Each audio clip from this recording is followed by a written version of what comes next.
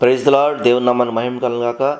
ప్రియులారా, ఆదివారం ఉదయకాల సమయం మరొకసారి ఈ మార్చి 30వ తారీఖు మీ ఎదురుకు రావడానికి దేవుడు అనుగ్రహించిన మహాకృప కొరకై, దేవుడు మనందరికీ ఇచ్చిన మంచి ఆరోగ్యం కొరకే, బలం కొరకే దేవుని నామానికి ఘనత మహిమ ప్రభావం చెల్లునుగాక. వాక్యాన్ని ధ్యానం చేసుకుందాం. మరి త్వరపడి కీర్తనల గ్రంథము 119వ భాగంలో నుంచి 133వ వచనాన్ని చదువుకుందాం. ప్రియులారా, దేవుని స్తోత్రం. నీ వాక్యమును బట్టి నా అడుగులు స్థిరపరచము, ఏ పాపము నన్ను ఏలనీయకమని చెప్పేసి అని కీర్తనాకారుడు దేవుని ఎదుట చేస్తున్న నిబంధన మనం ఇక్కడ చూస్తున్నాం. ఏంటంటే, నీ వాక్యమును బట్టి నా అడుగులు స్థిరపరచము, ఏ అపాయం నన్ను ఏలనీయకు, ఏ పాపము నన్ను ఏలనీయకము అని చెప్పేసి అని దేవుని ఎదుట భక్తుడు మొరపెడుతున్నాడు. మన ప్రియుల ప్రతి ఒక్క మనిషి యొక్క జీవితం ఆత్మలో స్థిరపరచబడాలంటే అది దేవుని యొక్క వాక్యం అయి ఉండాలి. వాక్యం సెలవిస్తూ ఉంది కదా, మరి ఎవరు దేని చిత్తం నడతను సరి చేసుకుందరు, నీ వాక్యం చేతనే కదా అని ఉంది. మనిషి మాట వింటేనే, అంటే దేవుని మాట వింటేనే, దేవుని యొక్క వాక్యం వింటేనే మనిషి హృదయంలో అంతరంగంలో ఒక మార్పు కలుగుతుంది. ఆ మార్పు ద్వారా తన ప్రవర్తన మారిపోతుంది. ఖచ్చితంగా ఎవరైతే దేవుని యొక్క వాక్యాన్ని వినరో, పట్టించుకోరో, వాళ్ళ జీవితంలో మార్పు ఉండదు. ఎందుకంటే హృదయంలో కార్యం చేసేది దేవుని యొక్క వాక్యం కాబట్టి. ఇక్కడ కీర్తనకారుడు ఏమంటున్నాడు, నీ వాక్యం బట్టి నా అడుగులు స్థిరపరచము, ఏ పాపము నన్ను ఏలనీయకము. అంటే వాక్యం మనిషిని స్థిరపరచుద్ది. వాక్యం మనిషి నడతల్ని పరిస్థితుల్ని ఆలోచనల్ని తలంపు అన్నీ కూడా ఏం చేస్తుందంటే వాక్యం స్థిరపరుస్తుంది. కాబట్టి ప్రతిరోజు ఈ వాక్యం ద్వారా మనం ముందుకు పోవటం ఎంతైనా మనకు మంచిది, మేలుకరం అని చెప్పేసి అని దేవుని సేవకుడుగా మీ అందరితో మనం చేస్తూ ఉన్నాం. మొదటి సమయాల గ్రంథము 2వ అధ్యాయం 9వ వచనం ఒకసారి ధ్యానం చేసినట్లయితే, తన భక్తుల పాదములు తొట్టిల్లకుండా ఆయన వారిని కాపాడును. ఏంటండి, భక్తులైనటువంటి వారు, ఎవరు పడితే వాళ్ళ పాదాలు కాదు, భక్తులైనటువంటి వారి పాదాలంట తొట్టిల్లకుండా ఆయన వారిని కాపాడుతారంట. ఖచ్చితంగా మరి దేవుని సన్నిధిలో దేవుని యొక్క వాక్యాన్ని మనం అవగాహన చేసుకున్నప్పుడు, అర్థం చేసుకున్నప్పుడు, వాక్యం వినడానికి ఇష్టపడుతున్నప్పుడు ఖచ్చితంగా ఆయన మన పాదాలు తొట్టిల్లకుండా మనల్ని ఏం చేస్తారండి, ఆయన కాపాడుతాడు. ఇందులో సందేహం ఏమీ లేదండి. మరొక భాగాన్ని చూసుకుంటే కీర్తనలో 121వ కీర్తనలో 3వ భాగాన్ని చూసుకుంటే, ఆయన నీ పాదము తొట్టిల్లు, నిన్ను కాపాడువాడు కుణుకడు. ఆయన నీ పాదము తొట్టిల్లనీయుడు, నిన్ను కాపాడువాడు కుణుకడు. అంటే దేవుడు ఆదమరిచి ఉండేవాడు కాదు, దేవుడు మర్చిపోయి ఉండేవాడు కాదు.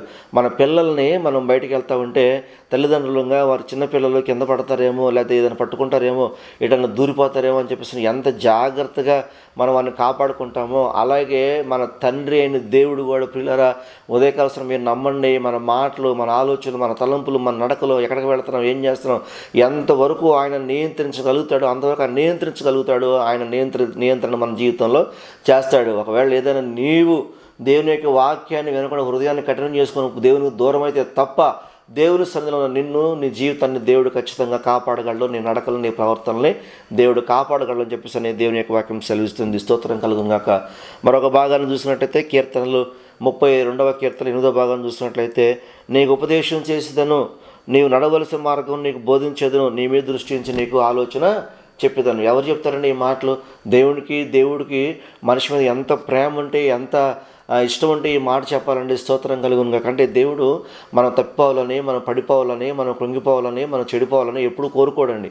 ఎప్పుడు కూడా సరైన మార్గాలు నడవాలి, మహిమకరమైన మార్గాలు నడవాలి, ఇష్టమైన మార్గాలు నడవాలి, క్షేమకరమైన మార్గాలు నడవాలి, దీవెనకరమైన మార్గాలు నడవాలి, ఆశీర్వాదాలు పొందుకోవాలి, దీవెనలు పొందుకోవాలి, ఫలించాలి, అభివృద్ధి చెందాలి అని దేవుని యొక్క సంకల్పం మనుషుల పట్ల. అందుకే దేవుని యొక్క వాక్యం సెలవిస్తుంది, నేను ఉపదేశం చేసేదను, నీవు నడవలసిన మార్గం నీకు బోధించేదను, నీ మీద దృష్టి ఉంచి నీకు ఆలోచన చెప్పేదు అని చెప్పేసి అని దేవుడు ఉదయకాలసం మాట్లాడతాడు. కనుక ప్రియులారా, దేవుని యొక్క వాక్యాన్ని బట్టి మనం అడుగులు స్థిరపరచుకోవాలి, మన నడతలు స్థిరపరచుకోవాలి. అలాగే మరి దేవుడు మనల్ని కాపాడుతాడు. ఆయన సన్నిధిలో ఉంటే, ఆయన చేతిలో ఉంటే, ఆయన దగ్గర ఉంటే, ఆయన సహవాసంలో ఉంటే దేవుడు మన నడతల్ని, మన నడకల్ని, మన జీవితాన్ని కాపాడుతున్న విషయం గుర్తుపెట్టుకోవాలి.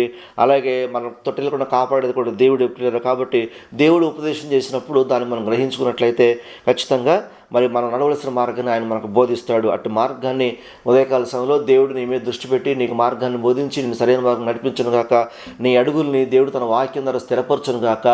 మరి ప్రియులారా, మరి ముఖ్యమైన విషయం, మనం ఇంకొక 2 రోజులు మాత్రమే మనకు సమయం ఉంది. ఈరోజు 30వ తారీఖు ఆదివారం ప్రియులారా, సోమవారం పోతే మంగళవారం రోజే మనకి మరి సభలు జరుగుతూ ఉన్నాయి. మీరు అందరూ ప్రార్థన చేస్తున్నారని నమ్ముచున్నాను. మరి దగ్గరగా వచ్చింది మీ సహకారం కావాలి, పరిచర్య కావాలి. మరి ఎంతైనా సరే మీరు ప్రభు సన్నిధిలో ఎత్తుపట్టుకొని ప్రార్థన చేసి మరి అనేక మంది, వందల మంది, వేల మంది ఈ స్థలానికి తిరిగి వచ్చినట్లుగా, మరి అనేక మంది ఈ మీటింగ్స్లో పొందుకున్నట్లుగా, పరిచయలో పాలుభాగస్లు ఉన్నట్లుగా, సహకారంలో పాలుభాగస్లు అయినట్టుగా మీరు అందరూ ప్రార్థన చేయండి. మీరు కూడా వాక్యం, మీరు కూడా ఏ ప్రాంతంలో ఉన్నా, ఎన్ని పనులు ఉన్నా, మరి ఎక్కడ ఉద్యోగాలు చేసినా సరే అన్ని పనులు సెలవులు పెట్టి మీరు రావాల్సిన ప్రభువు పేట మనవి చేస్తా ఉన్న దేవుడు మిమ్మల్ని, మీ కుటుంబాన్ని బహుగా దీవించును గాక. ప్రార్థన చేసుకుందాం. పరిశుద్ధ కృపగల తండ్రి, సర్వోన్నత నీకు వందనాలు ప్రభువా. ఉదయకాల సమయంలో మీ సన్నిధిలో ప్రార్థన చేస్తున్నాం. నమ్మదైన దేవుడు తండ్రి, కృపగలిగిన దేవుడు ప్రభువా. ఈ ఉదయకాలం ప్రభువా, నీ కృప, నీ సన్నిధి, నీ కాపుదల మాకు అనుగ్రహించండి అయ్యా. నీ వాక్యం ప్రతి బిడ్డను మీరు దీవించండి, ఆశీర్వదించండి. ప్రతి ఉదయం వేకుజాములు లేసి ఎవరైతే ప్రభు నీ మాటలు వింటున్నారో వారిని మీరు జ్ఞాపకం చేసుకుని కృపతో నింపి బలపరచమని స్తోత్రాలు చెల్లిస్తూ, అలాగే ప్రతి ఒక్కరు మీటింగ్లో పాల్గొనడానికి, సహకరించడానికి, పరిచర్య చేయడానికి ముందుకు వచ్చినట్లుగా సహాయం చేసి ప్రేరేపించి అడ్డంకాలు తొలగించమని యేసు నామములో ప్రార్థించి వేడుకుంటున్నాం తండ్రి. ఆమేన్.